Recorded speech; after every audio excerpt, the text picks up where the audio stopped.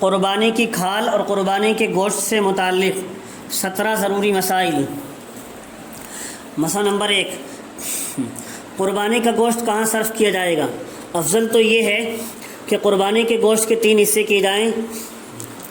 ایک حصہ غربا فقراء میں تقسیم کر دے، دوسرا حصہ اپنے رشتہ داروں اور دوست احباب کو پیش کرے، اور تیسرا حصہ خود اپنے استعمال میں لے آئے۔ اور اپنی قربانی میں سے خود کھانا بھی مستحب ہے۔ ضرورت ہو تو سارا گوشت اپنے استعمال میں بھی لا سکتے ہیں اور سارا صدقہ بھی کر سکتے ہیں۔ مسئلہ نمبر 2، قربانی کا گوشت دعوتی ولیمہ میں کھلانا۔ قربانی کا گوشت دوست احباب کو ولیمے میں بھی کھلایا جا سکتا ہے، اس کی گنجائش ہے۔ مسئلہ نمبر 3، غیر مسلم کو قربانی کا گوشت دینا جائز ہے، دیا جا سکتا ہے۔ مسئلہ نمبر 4، اگر میت نے قربانی کی وصیت کر رکھی ہو تو اس قربانی کا گوشت فقراء میں صدقہ کرنا ہی لازم ہے، ضروری ہے، غیر مستحق لوگوں کے لیے اس کا استعمال جائز نہیں ہے۔ مسئلہ نمبر 5، قربانی کا گوشت فروخت کرنا، بیچنا۔ اصل یہی ہے کہ قربانی کا گوشت بیچا نہ جائے بلکہ اپنے استعمال میں لائے یا مستحقین اور ضرورت مندوں میں تقسیم کرے۔ لیکن اگر گوشت اتنا زیادہ ہو کہ اس کے ضائع ہو جانے کا خطرہ ہو تو ایسی صورت میں ضائع کرنے کے بجائے بہتر ہوگا کہ اسے بیچ کر اس کی قیمت غربا اور مستحقین میں تقسیم کر دی جائے۔ شہروں وغیرہ میں اس طرح کیا جا سکتا ہے۔ مسئلہ نمبر 6، قربانی کی کھال کا استعمال کس طرح ہوگا؟ بہتر یہ کہ قربانی کی کھال صدقے میں دے دی جائے، تاہم اس کو اپنے ذاتی استعمال میں لانا بھی جائز ہے، جبکہ بیعینی ہی دباغت وغیرہ دے کر استعمال کر لی جائے یا اس کے بدلے میں کوئی باقی رہنے والی چیز لے لی جائے۔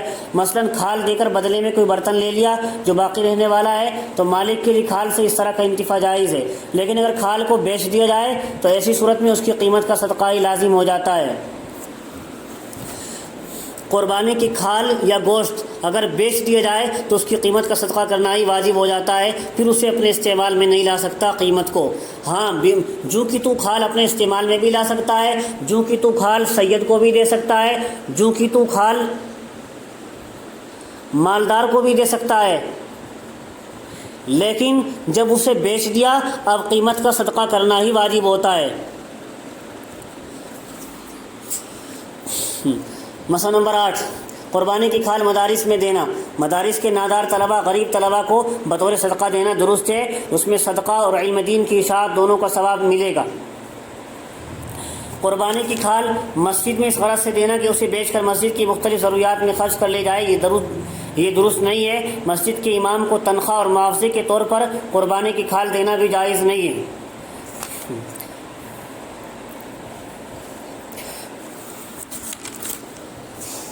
مسئلہ نمبر 10، قربانی کی کھال یا گوشت کے بدلے میں کپڑا لے لینا۔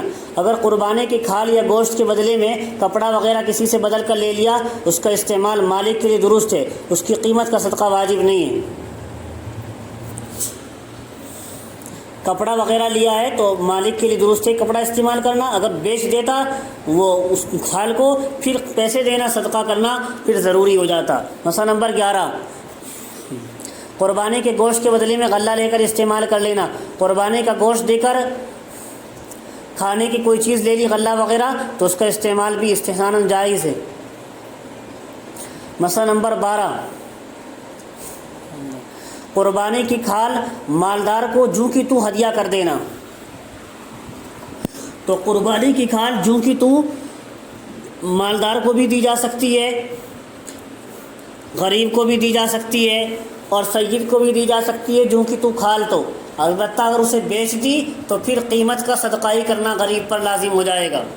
مسئلہ نمبر 13، قربانی کے جانور کے دودھ کا کیا ہوگا؟ اگر قربانی کے لیے متعین کردہ گائے یا بھینس دودھ دینے والی ہو تو اس کا دودھ اپنے استعمال میں لانا جائز نہیں ہے، بلکہ یا تو دودھ نکالے ہی نہیں، قربانی سے کئی دن پہلے جانور لے آئے ہیں اور دودھ دے رہا ہے جانور، تو یا تو دودھ نکالے ہی نہیں یا ضروری ہو تو دودھ نکال کر صدقہ کر دے۔ مسئلہ نمبر 14، قربانی کے جانور پہ سواری جائز نہیں ہے، جو جانور قربانی کے لیے متعین کر لیا ہے ہم نے، تو اتنے قربانی کے دن ہے، اس پر سوار ہونا، اس پر سامان لادنا، اس سے گاڑی کھنچوانا، وہ بگی وغیرہ کھنچوانا، یہ جائز نہیں ہوگا۔ مسئلہ نمبر 15، قربانی کے جانور کی رسی کا صدقہ کر دینا چاہیے۔ مسئلہ نمبر 16، جانور ذبح کرنے اور گوشت بنانے والے قصائی کی اجرت قربانی کی کھال یا گوشت وغیرہ کے ذریعے ادا کرنی درست نہیں ہے، بلکہ اجرت الگ سے دی جائے گی۔ مسئلہ نمبر 17، قربانی کرنے والا شروع ذی الحجہ سے چاند دیکھنے سے قربانی تک بال وغیرہ نہ بنائے۔ جو شخص قربانی کا ارادہ رکھتا ہو اس کے لیے افضل یہی ہے کہ ذی الحجہ کا مہینہ شروع ہونے کے بعد سے قربانی تک بدن کے بال اور ناخن وغیرہ نہ کاٹے۔ قربانی کرنے تک جس نے حصہ لے رکھا ہے اس کے لیے حکم یہ ہے کہ قربانی تک بدن کے بال اور ناخن وغیرہ نہ کاٹے۔